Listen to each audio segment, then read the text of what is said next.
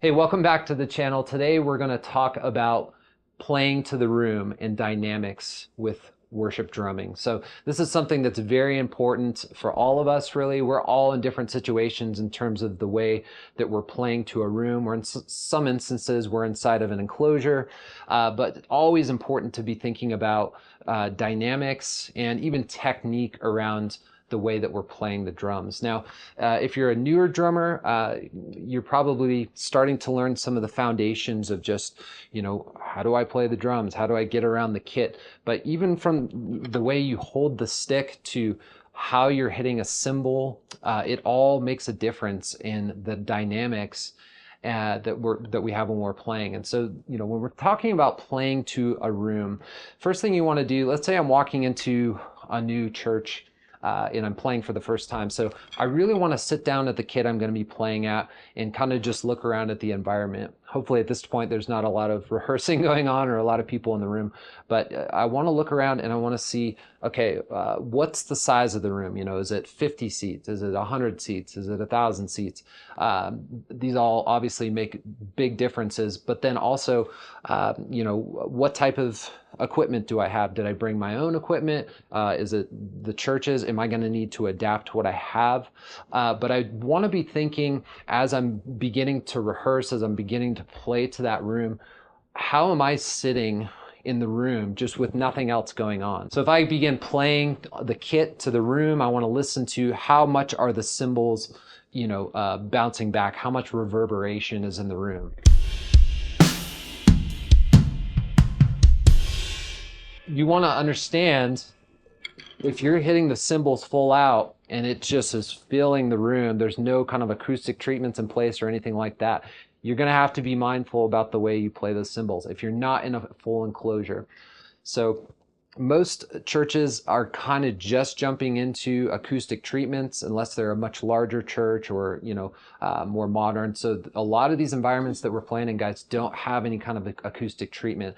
And if you don't have a cage or baffling around the drums, we're going to have to really play dynamically and really play to the room. So we have to be thinking about that constantly. And it can be difficult if we're not used to playing that way. But when you are playing dynamically, I think the biggest thing you need to be thinking about is the snare and cymbals. Those are kind of the biggest culprits of causing issues in rooms today. So, kick drum, toms, usually those can be more manageable. So you can play those more at kind of, mid to full level, I would say. So,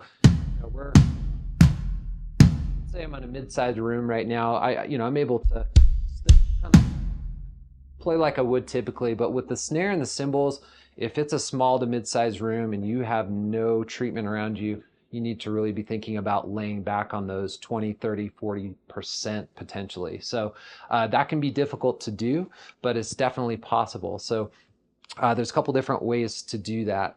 Before I get into that, a lot of people, they'll come into an environment and they'll say, well, I don't want to play quieter, so can I just change the type of stick that I'm using? So that's definitely an option. So a lot of people are going to use your, hot rods or, brushes or some variation of those. These can be cool.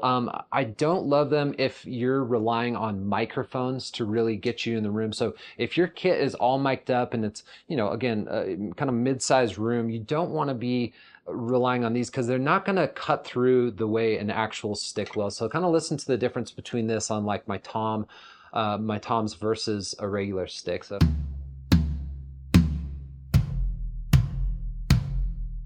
you're definitely getting the tone through, but you're kind of getting this weird stick noise, this kind of strange slappy thing. So with the full stick, obviously much more crisp attack, getting full resonance out of the drum. So one other benefit of using, standard sticks opposed to like, hot rods or brushes is the cross stick. So, if you're playing more of a kind of broken down sort of groove, like,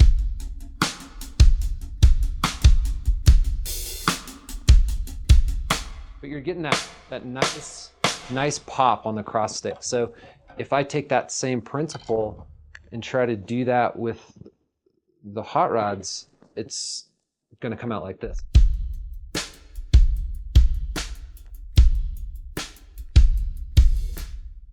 So it's just really not cutting through, especially that cross stick. It's just like, it basically just sounds like I'm hitting the snare. You can't really, you can hardly tell any difference in that sense. So again, like if you can learn how to play with the actual sticks correctly, you know, it's going to sound better, and you're going to be able to do more versatile things like the cross stick and things like that.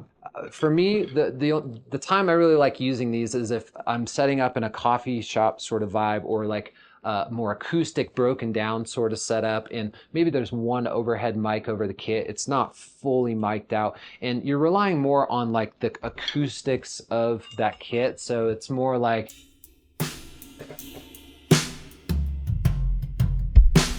so, you know, you're more listening to the actual acoustic kit rather than, you know, a full mic'd up setup. And I think it can work in those environments. You know, maybe you've got an acoustic guitar and just some vocalists.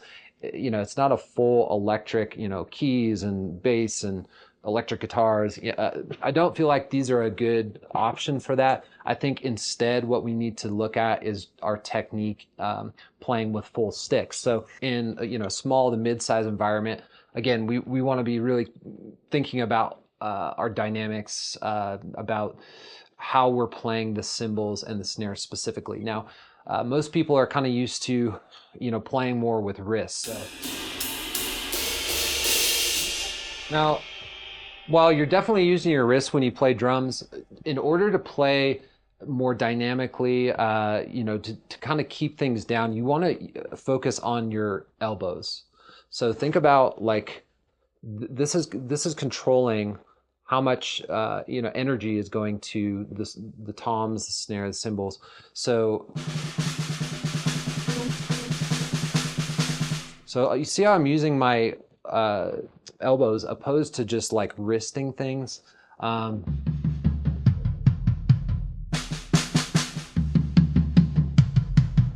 if I really want to get into it, obviously I can.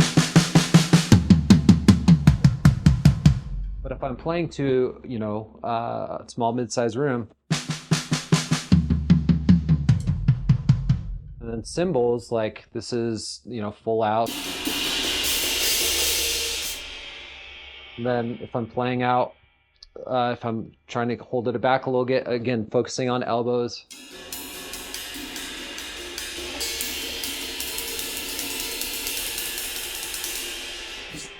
So you can definitely keep it back, and you can reduce your overall volume by 30-40% just with that one thing. And you want to focus on playing more on the tip than on the shoulder. So just an example, if I'm playing on the shoulder on like my ride cymbal here,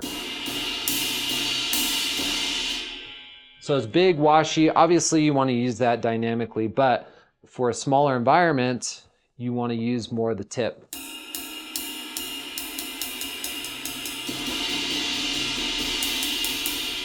So you really see the difference there, and you know, you want to kind of play between those. But focus on playing more on the tips rather than the shoulder all the time.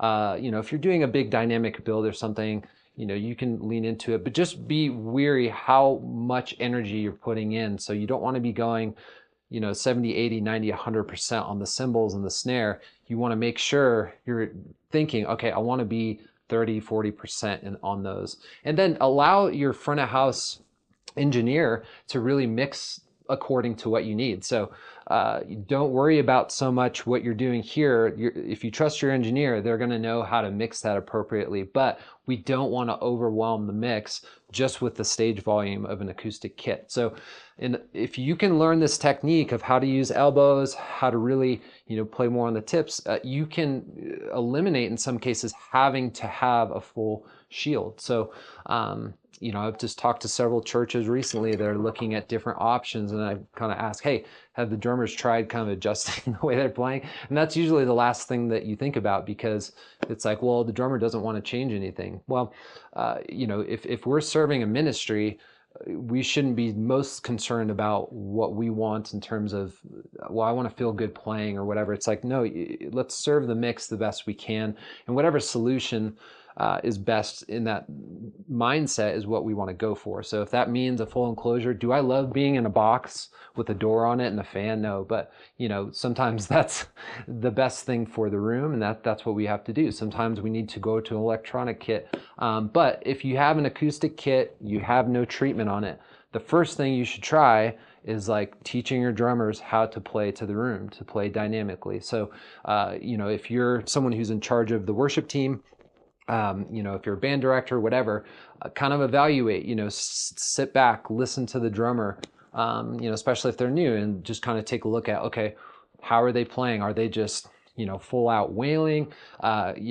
Give them some critique, and, hopefully they're willing to kind of receive that. But if you see a drummer up there just kind of tight knuckling a stick and just wailing away, first of all, you're probably going to break a bunch of cymbals, but it's not going to, in no environment is that going to be helpful, especially in worship setting, to be playing like that. So, they're going to have to learn technique from the wrist to the elbow, so that they're able to really make sure that they're serving the purposes of the worship team well. Another thing you can do to kind of help, we talked about playing from the elbow. The other thing you want to do is choke up on your stick quite a bit. So if you're used to playing maybe down here, typically you're going to want to choke up a bit on the stick. So that's not allowing the entire full range of motion anymore. And you're able to kind of more, opposed to, so you can already hear the difference just from me choking up on that. Because more of the weight, when you choke up on it, less of the weight is on the top. And so you're able to more control that dynamic. Something else to try as well is to switch maybe from 5B or 5A to a 7A stick. So 7A sticks obviously are thinner, and then with that choking up method as well, you're going to see at least a 20% difference just between those two different methods there. Well, that wraps up our video today. Thanks for watching. I hope that was helpful for you. So remember, you really need to be thinking about the size of your room and playing with dynamics in mind, especially on cymbals and snare. Go ahead and subscribe to the channel. And if you're looking for new drums for your church, whether that's electric, acoustic, make sure to click the link below and set a call with us so we can kind of talk through the needs of your church. Thanks for watching.